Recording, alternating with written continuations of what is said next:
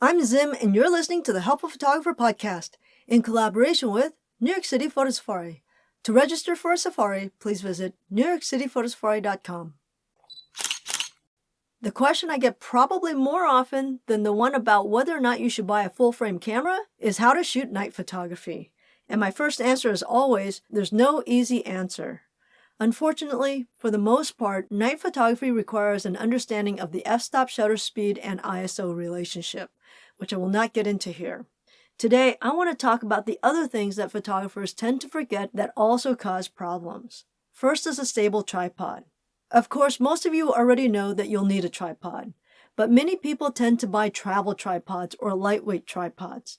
Let's face it, no one likes dragging around a tripod. They're heavy and they're cumbersome. But let's consider why you need a tripod. You need a tripod for stability. One of the ways that we gain stability is through weight. If you have a lightweight tripod and a heavy camera, it's probably not going to give you the stability you need. So if you have a lightweight carbon fiber tripod because you want to save the weight, guess what? It's going to have to be a bit bigger and beefier to make up for the weight loss. What I find amazing is the recommendation to buy a lightweight tripod followed by the recommendation to bring a sandbag to weigh it down. Like, how does this make sense? Why not just buy a heavier tripod and only have to carry one thing around instead of two?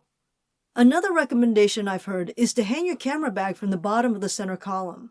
This would definitely work if your bag is heavy enough.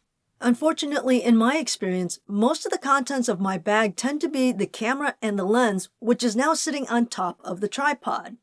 But if your camera is heavy enough, I would suggest that you bring a short rope to tie the bag to the bottom of the center column while the bag is on the ground. There are several reasons for this. The first is to lower the center of gravity, which will give it more stability. The other is because if you have enough wind to move the bag, this motion will also cause the tripod to move, because the center of gravity will still be rather high. By tying the center column to a bag that's sitting on the ground, you're really lowering the center of gravity. If you find that you need more stability but don't want to carry a heavier tripod or a sandbag, another option would be to use a corkscrew dog stake and a rope or a ratcheting tie-down. The two items can be reasonably lightweight and can add a significant amount of stability. Simply tie one end of the rope to the bottom of the center column and then attach it as tight as possible to the stake. Once you have your camera all set up, you'll want to turn off your image stabilization. Although many cameras are supposed to turn this off automatically, you'll want to run a test to make sure it does.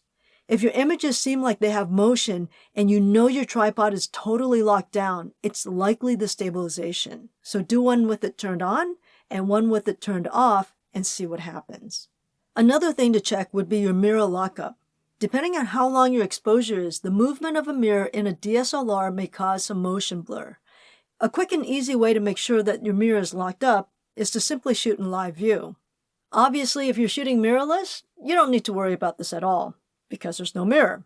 Over the last 10 years of meeting thousands of amateur photographers, I found that the number one cause of blurry photos when doing night photography is often the photographer themselves. I find that many photographers forget and actually lean on their tripod during their exposure. This is a total no-no.